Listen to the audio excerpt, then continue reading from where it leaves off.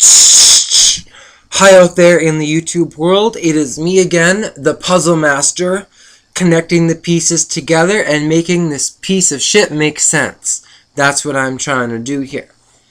I have looked up the QE3 on Wikipedia. If you look up QE3 on Wikipedia, which I highly recommend you do, it is going to recommend 4 things to you. The MS Queen Elizabeth, that's not it. The round 3 of quantitative easing, that's it. Let's click on that one and we will forget the next 2 of the 4 because they were irrelevant. Okay, it says quantitative easing is an unconventional, and I also want to point out that this is Wikipedia, by the way. So, considering that most of you people treat Wikipedia like God, let's say this is the word, okay? So, and you look it up, and this is what it will say, okay? And I'll read it to you. It says, quantitative easing, or QE, is an unconventional monetary policy used by central banks to stimulate the economy when standard money policy has become ineffective. Basically meaning, in brackets, when shit hits the fan. It's their way of bailing themselves out. Continuing with Wikipedia's definition of QE3, a central bank implements a quantitative easing by buying specified amounts of financial assets from commercial banks and other private institutions. I add private because our government wants to buy bonds and things that are related to a private organization. So I can already kind of see a little bit of parallel of error in that.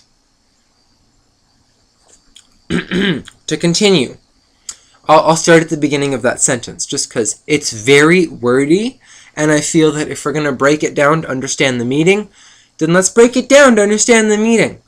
No bullshitting around the bridge here. Let's just do it, you know? A central bank implements quantitative easing by buying specific amounts of financial assets from commercial banks and other private institutions, thus increasing the monetary base and lowering the yield on those financial assets. This is distinguished from the more unusual policy of buying or selling short-term government bonds in order to keep interbanking interest rates at a specific targeted value. Continuing, expandatory monetary policy typically involves the central bank buying short-term government bonds in order to lower short-term market interest rates, meaning they want to save their ass in the short term by selling our children's future off down the shithole. Sounds fair. However, when short-term interest rates are at a close or close to zero, normally monetary policy can no longer lower interest rates. Quantitative easing, however, may then be used by monetary authorities to further stimulate the economy, meaning further stimulate it past where it has already reached its point of no return. And we are going to then, once the system, that's basically saying, once a train has puttered out its last little putter, and there's no more coal left in its engine, and the engine in this representative methodology of representing the train is our economy. Now, the economy has no more coal left. So, the bankers are going to therefore print more money because they have been given the God-given right legally to do so in 1913. And they're going to continue to do so until the train fixes itself. Well, I'm sorry, but if it could put it itself out to nothing, and there's no more coal left in that economical train, just by dumping more future coal into the machine is not going to better the economy. If anything, because if the economy does not recover, that future gain that you just pumped into the machine to make it run is only drained from the future financial resources of that money, which would only be your grandchildren and their children. So are you really looking forward to leaving them this heap full of debt? Are you really looking forward to having to do that? Because I don't think that is in your consciousness, and I don't think that you look forward to saying, oh yeah, my nephew, when he's born into this world, he's going to owe 30 grand. Even though he doesn't owe 1 penny of that. It's because he has to pay 30 grand to the government for their blood money. That's what it boils down to. And now I'm going to continue on the Wikipedia version of what QE3 means. So it said that, however, when short-term interest rates are at close to zero, normally monetary policy can no longer lower the interest rates. Quantitative easing, however,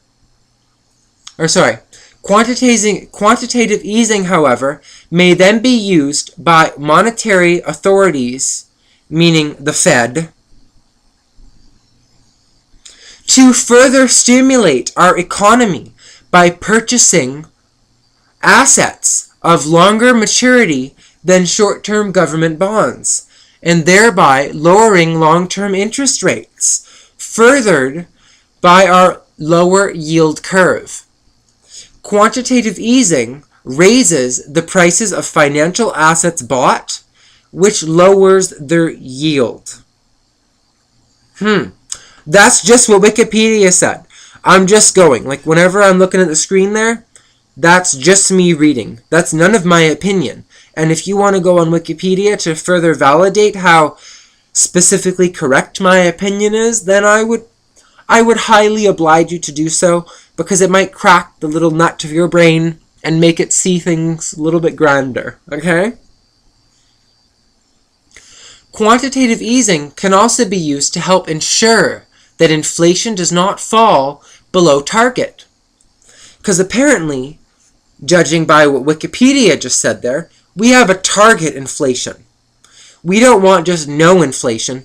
There's a target inflation, which I suppose that kind of implies the aspect that government officials and people that are working for the QE3 and for the Federal Reserve have certain targets in mind.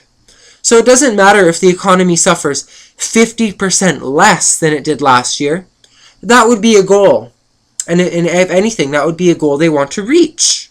Even if it's still 50% of our suffering, in their mind, it's a 50% gain. Okay? So, quantitative easing can be used to help ensure that inflation does not fall below target. Risks include the policy being more effective than intended and acting against deflation, or not being effective enough to banks due to not lending out additional reserves. According to the IMF and various other economists, quantitative easing undertaken since the global financial crisis of 2007 and 2008 has migrated some of the more adverse effects of this crisis. And you know what they meant by that? By other economists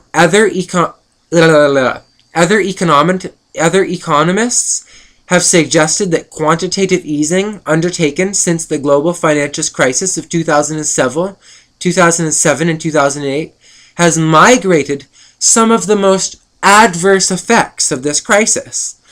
That means that some economists think that this is just going to shit and it's going to hell in a basket, okay? And it stinks. And someone like me that has like I have never went to college or university, people, so if you're watching this video and you haven't gone to college or university either, do not feel like this is such a terminology that you will not grasp it. They've made it so complicated that it makes it hard to grasp it.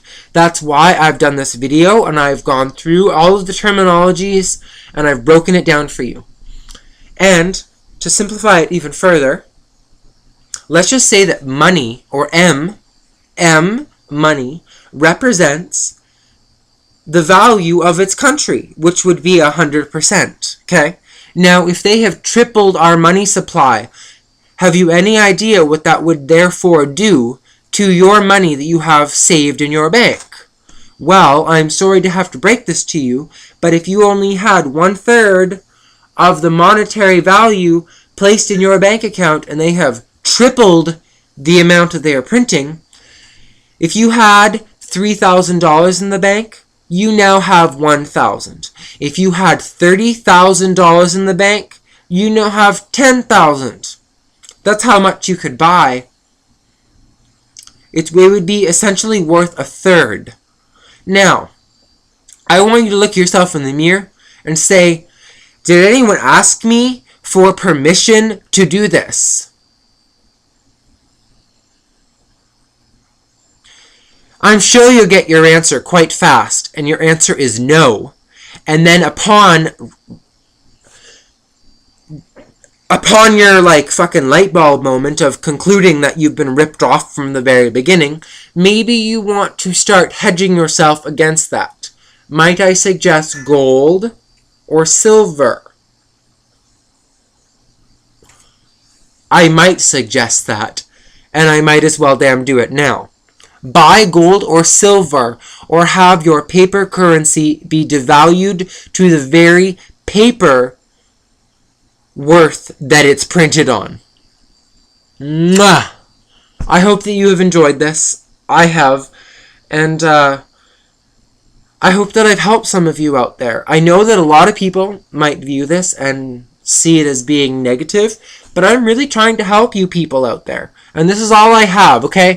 This little 2-dimensional screen to try to outreach you people, and unless you click on my stuff, you have no other way of accessing it. I can't force you due to tabloids and all that, and mainstream media. I can't force you to view my opinion. But I feel that if you've researched this, then I can speak to your heart, and I'm really there for you, okay? And if you have any questions, or if you send me a personal inbox, I will write you back personally to your inbox if you don't want it to be left below in the comments and all that, if you're afraid. Ooh, then I'll be there for you. Mwah. Love you guys. Bye.